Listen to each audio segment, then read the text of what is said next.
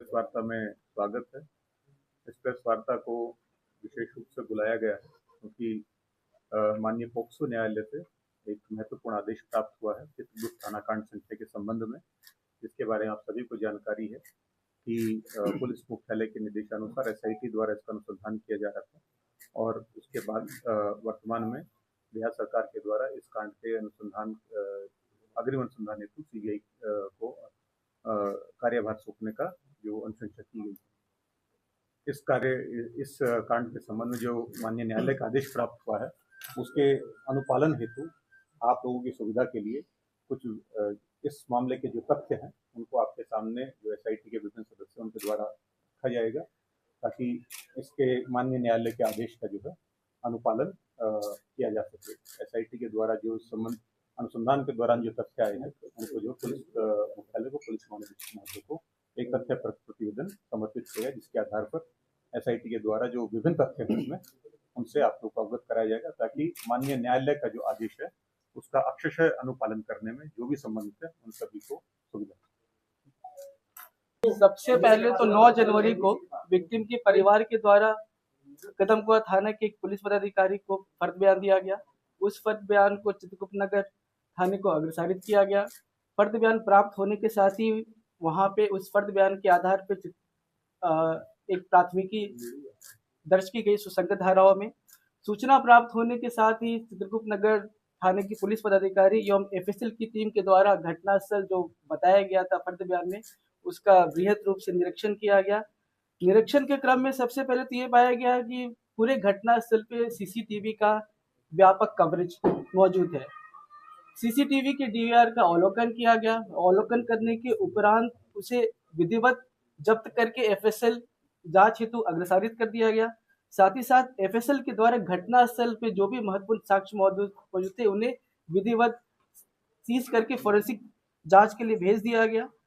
साथ ही साथ जो भी संबंधित वहाँ पे लोग थे इस घटना से, जैसे उस हॉस्टल के वार्डन हो गए, वहाँ रहने वाली अन्य लड़कियां हो गई, गार्ड्स हो गए, साथ ही साथ जो हॉस्पिटल में पीड़िता के परिवारजन थे और डॉक्टर जिन्होंने उनका इलाज कर रहे थे उन सभी का बयान लिया गया। उन सभी के बयान का वीडियो भी बनाया गया।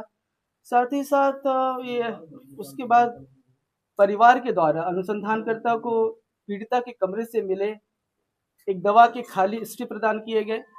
उस दवा का नाम अमिटोन प्लस है। साथ ही साथ फैमिली के द्वारा ही पुलिस को 5 कपड़े प्रदान किए गए। परिवार के द्वारा बताया गया कि यह वही कपड़े हैं जो पीड़िता पहन रखी थी और हॉस्पिटल के द्वारा उन्हें दिए गए थे। साथ ही साथ पीड़िता का मोबाइल फोन भी उपलब्ध कराया गया। इन सभी को अग्रतर फोरेंसिक जांच के लिए भेज दिया गया। इन सब की सूची बनाई गई।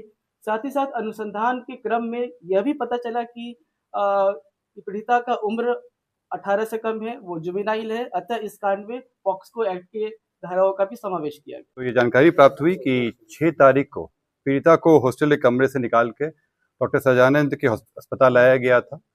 फिर समुचित इलाज हेतु जो परिजनों के द्वारा ही इनको प्रभात मेमोरियल अस्पताल ले जाया गया। अग्रतर अनुसंधान में बात निकल के आई कि जब इनको प्रभात मेमोरियल अस्पताल ले जाया गया तो वहाँ पे ये कोशिश की गई कि पुलिस केस दर्ज ना हो, परंतु प्रभात मेमोरियल के द्वारा 6 तारीख को एमएलसी काटा गया और थाना को इसके बारे में सूचना दी गई। थाना को सूचना प्राप्त होने पर एक महिला सब इंस्पेक्टर के द्वारा वहाँ पे आई जो इनके परिजनों से मिली। परिजनों के द्वारा बताया गया कि जब वो होश में आएंगी तब अपना बयान दर्ज करके अग्रता कांड दर्ज करेंगे वे लोग। महिला सब इंस्पेक्टर के द्वारा वहाँ के परिजनों को नंबर दिया गया अपना कि अगर कुछ भी इसमें कहना चाहते हो तो आप लोग इस नंबर पे कॉल करके बताएं। 9 तारीख को सब इंस्पेक्टर को फ़ोन आता है और वहाँ पे जाके फिर फर्द बयान दर्ज होता है और जैसा बताया गया कि इसमें कांड दर्ज किया जाता है।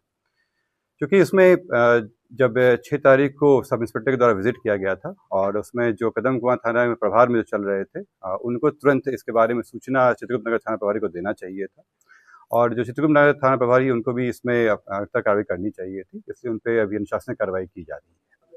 पीड़िता दिनांक 6 जनवरी से लेकर 10 जनवरी तक प्रभात मेमोरियल हॉस्पिटल में इलाजरत रही। अनुसंधान के क्रम में प्रभात मेमोरियल से ट्रीटमेंट एवं डिस्चार्ज रिकॉर्ड को प्राप्त किया गया। प्रभात मेमोरियल द्वारा निर्गत डिस्चार्ज समरी में जो कि लामा है उनमें निम्नलिखित कारण अंकित किए गए हैं। Alleged case of opioid poisoning, drug-induced hepatitis, head injury with severe cerebral edema, refractory septic shock, hypokalemia, hypocalcemia, viral meningitis, hypothyroidism। इलाज के क्रम में ही पीड़िता का यूरिन टेस्ट रिपोर्ट प्राप्त किया गया, जहां ओपिएट एवं benzodiazepine screen urine test positive पाया गया। तत्पश्चात पीड़िता मेदांता अस्पताल में इलाजरत रही, जहां उनकी मृत्यु हो गई। मेदांता द्वारा प्राप्त डेथ समरी में diagnosis and cause of death में निम्नलिखित कारण अंकित किए गए हैं: refractory shock, cardiogenic shock, septic shock, opiate and benzodiazepine poisoning.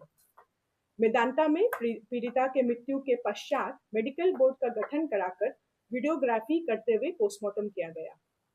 Postmortem report के मंतव्य में यौन हिंसा की संभावना से इनकार नहीं किया गया। प्रभात मेमोरियल अस्पताल एवं मेदांता से प्राप्त medical records, PM report, PM video को पटना एम्स में स्पष्ट मंतव्य हेतु अग्रेसारित किया गया है। जांच के दौरान विधि विज्ञान प्रयोगशाला में भेजे गए पीड़िता के वस्त्रों में से एक अंतवस्त्र में से वीर होने का प्रमाण मिले हैं, जिसे वैज्ञानिक रूप से एफएसएल के द्वारा डीएनए सीक्वेंसिंग किया जा रहा है। एसआईटी टीम के द्वारा जांच का दायरा बढ़ाते हुए माननीय न्यायालय से आदेश प्राप्त करने के पश्चात अन्य संभावित संदिग्धों का डीएनए सैंपलिंग कराया जा रहा है। विक्टिम अपने फैमिली, जिसमें उसके माता पिता और भाई है, उसके साथ पटना स्थित हॉस्टल से जहानाबाद एक गाड़ी से जाती है, स्कॉर्पियो गाड़ी से। इस बात का सत्यापन फैमिली मेंबर्स के बयान से भी होती है। जहानाबाद जाने के क्रम में जहानाबाद में ही अरवल मोड़ पे उनके द्वारा गाड़ी रोककर एक मेडिकल स्टोर से कुछ मेडिसिन खरीदे जाते हैं पीड़िता और उनके फैमिली के द्वारा। उन मेडिसिन में अमिटोन प्लस भी था, उसके साथ कुछ अन्य भी मेडिसिन थी। इसका सत्यापन जो हमें स्ट्रिप मिले थे उनके ये परिवार के द्वारा जो सुपुर्द किया गया था, उसके बैच नंबर से उसका मिलान किया गया। बैच नंबर के मिलान करने से यह पाया गया कि यह उसी बैच नंबर की दवाएं, साथ ही साथ पीड़िता के यूपीआई बैंक अकाउंट से भी इसे वेरीफाई किया गया। उसके साथ साथ इसका सत्यापन दुकानदार के बयान, साथ साथ फैमिली मेंबर के बयान से भी हुआ है। इससे यह स्पष्ट होता है कि यह मेडिसिन फैमिली के द्वारा उस दिन जहानाबाद अरवल मोड़ के पास एक दुकान से खरीदी गई थी, जो बाद में फैमिली के द्वारा पुलिस को हैंड ओवर किया गया था। साथ ही साथ हमें पीड़िता का मोबाइल मिला था, जिसकी फोरेंसिक जांच कराई गई। फोरेंसिक जांच में काफी सारे तथ्य निकल कर आए हैं। उसमें से एक महत्वपूर्ण तथ्य यह है कि 5 तारीख को ही उन्होंने उसी अमिटोन प्लस की केमिकल कॉम्बिनेशन को सर्च किया था, जो उसका सॉल्ट होता है। साथ ही साथ ये पूर्व में भी पीड़िता के द्वारा काफी कुछ 24/12 को मोबाइल में सर्च किया गया था, जिसमें कुछ महत्वपूर्ण बातें हैं: way to buy cyanide poison tablets, sleeping pills इत्यादि इत्यादि। साथ ही साथ हमें अनुसंधान के क्रम में हॉस्टल के रूम से एक पीड़िता की पर्सनल डायरी भी मिली है। डायरी का भी विश्लेषण किया गया है। डायरी में जो उन्होंने जो बातें लिखी है, उससे ये पीड़िता की मानसिक स्थिति और उनके जो परिस्थिति थी घटना होने के पूर्व, उसके बारे में महत्वपूर्ण जानकारी मिलती है। डायरी को भी एफएसएल जांच के लिए भेजा जा रहा है। इसमें जो हॉस्टल का जो सीसीटीवी फुटेज है, उससे संबंधित डीवीआर को सीज किया गया और डीवीआर का एनालिसिस के लिए एफएसएल में भेजा गया, जहां से एफएसएल के द्वारा कंफर्म कराया गया कि ये जो वीडियो है वो लगातार है और इस वीडियो में कहीं भी किसी तरह का भी छेड़छाड़ नहीं किया गया है। ये वीडियो जो है वो पूरे अलग जगहों का लगाया गया है, जो जितने भी रास्ते हैं सब जगह कवर करता है। इसमें जब देखने से ये पाया गया कि दिनांक 5 तारीख को दोपहर के करीब 3:30 बजे के आसपास पीड़िता हॉस्टल में ही रहने वाली एक अन्य लड़की के साथ हॉस्टल में आती है, स्टेशन से यहाँ पहुँचती है और अपने कमरे में जाती है। कमरे पे जो गेट एंट्री है उस पर फुटेज वगैरह है। इसमें दिखाया जाता है कि वो केवल 2 बार 2-2 मिनट के लिए निकलती हैं, जो बाथरूम जाती हैं और वापस आ जाती हैं, और उसके बाद कंटिन्यूसली जो है वो अपने कमरे में ही रहती हैं। उनको अपने कमरे से न कभी निकलते देखा गया, ना ही किसी अन्य लड़कियों के द्वारा ये सूचित किया गया कि कोई व्यक्ति वहाँ पे आया है। घटनास्थल का वहाँ का जब भौतिक निरीक्षण भी किया गया है तो पाया गया कि ये जो कमरा है वो 3रे फ्लोर पर स्थित है और अंदर में एक छोटी सी खिड़की है जिस पे जाली लगी हुई है और कमरे में आने के लिए केवल एक दरवाज़ा है जो सामने कॉरिडोर से आता है, जिस पे सीसीटीवी अच्छा देता है। इसमें जब आगे एनालिसिस किया गया तो देखा गया कि 6 तारीख को सुबह में करीब 9 बजे के आसपास हॉस्टल की वार्डन जो आती हैं वो पीड़िता को नाश्ता करने के लिए जगाती हैं, परंतु वहाँ अंदर से कोई जवाब नहीं आता है। पुनः दोपहर में 3:50 बजे लंच के लिए जब नहीं आती हैं तब वार्डन के द्वारा वहाँ पे अन्य लड़कियों को जमा किया जाता है और जिनके द्वारा नाम लेकर वहाँ के दरवाज़ा खोलने की कोशिश की जाती है। वहाँ के बगल के गार्ड के मदद के द्वारा दरवाज़ा तोड़ा जाता है और तोड़ के उनको निकाला जाता है। इसमें जब इसके पहले के में देखा गया तो पाया गया कि जो पीड़िता हैं वो 5 तारीख को दोपहर के 3:05 पे पटना जंक्शन पे पहुंचती हैं और पटना जंक्शन पर जिस ट्रेन से आती हैं उस ट्रेन का उन्होंने एनालिसिस किए। जब ये जंक्शन से उतरते हुए इनका वीडियो फुटेज अवेलेबल है और जब ये आती हैं तो फिर ये ऑटो रिक्शा में बैठती हैं। उसमें इसी हॉस्टल में रहने वाली एक अन्य लड़की भी इसमें रहती है और उनका भी बयान लिया गया है और जो टेम्पो चालक है उनका भी बयान लिया गया है और इन लोगों को साथ में आते हुए देखा गया। जो जिस ट्रेन से वो यहाँ आई थी उस ट्रेन का भी जांच किया गया और पीड़िता के जो परिवारजनों के बयान और वैज्ञानिक अनुसंधान से ये पाया गया कि 5 तारीख को दोपहर 12:38 पे पीड़िता जहानाबाद में थी और इसके पूर्व 27 से लेकर 5 तारीख तक पीड़िता जहानाबाद में ही रह रही थी। जो भी तथ्य जो आपके सामने रखे हैं उससे अनुसंधान में प्रगति करते हुए एसआईटी के द्वारा जांच का दायरा बढ़ाते हुए जहानाबाद में जो परिस्थितियां रही उसके बारे में अगर तक जांच की जा रही थी और जो डीएनए सैंपलिंग हेतु जो अन्य संभावित संदिग्ध हो सकते हैं उनका वैज्ञानिक अनुसंधान के थ्रू और जो मानवीय इंटेलिजेंस है उसके माध्यम से वहाँ पर अनुसंधान किया जा रहा था। इसी क्रम में जो मृतका के जो परिजनों के द्वारा दिनांक 24 जनवरी को माननीय उच्च न्यायालय पटना में इस कांड के जो न्यायिक अथवा सीबीआई से जांच कराने हेतु याचिका दायर की गई, जिसका बिहार सरकार ने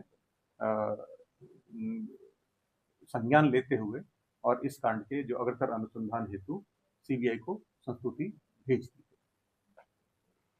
इस संबंध में आप लोगों को एक आवश्यक जानकारी देना है। इस कांड में पॉक्सो एक्ट की धाराएं लगी हुई हैं और साथ ही में पॉक्सो कोर्ट के द्वारा निर्देश भी दिया गया है जिससे आप लोगों को अवगत कराया जाए। कल भी कराया गया था और अभी भी आप लोग अवगत कराया जाएगा। आप लोगों से अनुरोध है कि जो पॉक्सो की धाराएं हैं, पॉक्सो एक्ट है और जो पॉक्सो कोर्ट का जो निर्देश है उसका आप लोग अक्षरशः अनुपालन